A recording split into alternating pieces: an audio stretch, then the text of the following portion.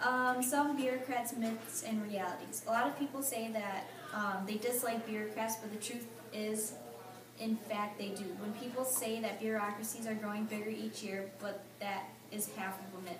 Government employees may be expanding, but federal are not. Only 12% work in Washington, California, and is the leader of employees. Who they are and how they got there.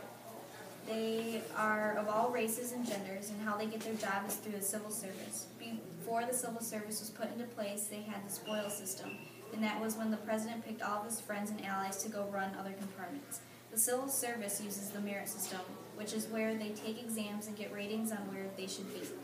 The Office of Personnel Management, OPM, is in charge of hiring for most federal agencies.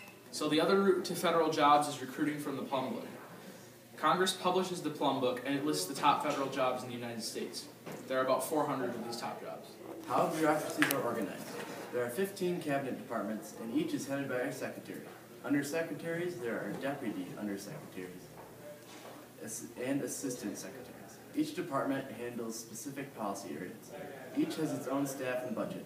Each has a unique mission that is organized differently. The Department of Interior oversees natural resources and policies affecting Native Americans. Each department is divided into bureaus and specified areas.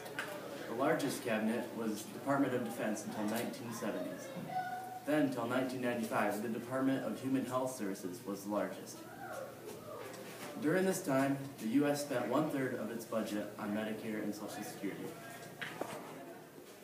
Each independent regulatory agent is in charge of an aspect of the economy, creating and enforcing rules to please the public. They also judge disputes regarding the rules. This is known as alphabet soup. FRB, the Federal Reserve Board, governs banks and regulates currency. NLRB, the National Labor Relations Board, regulates labor management. FCC, the Federal Communications Commission, regulates TV programming according to public's interests. FTC, the Federal Trade Commission, regulates business and advertising. SEC, the Securities and Exchange Commission, regulates the stock market. Each of these agencies is governed by a small group of people whom are appointed by the president. They cannot be fired by the president easily because they aren't his staff. These groups take their independent rulemaking very seriously. Government corporations provide a service that could be handled also by a private sector. Government services typically charge for their services. They're often cheaper than the private sector. Postal Service is the largest federal corporation to do this. Independent executive agencies are everything but these.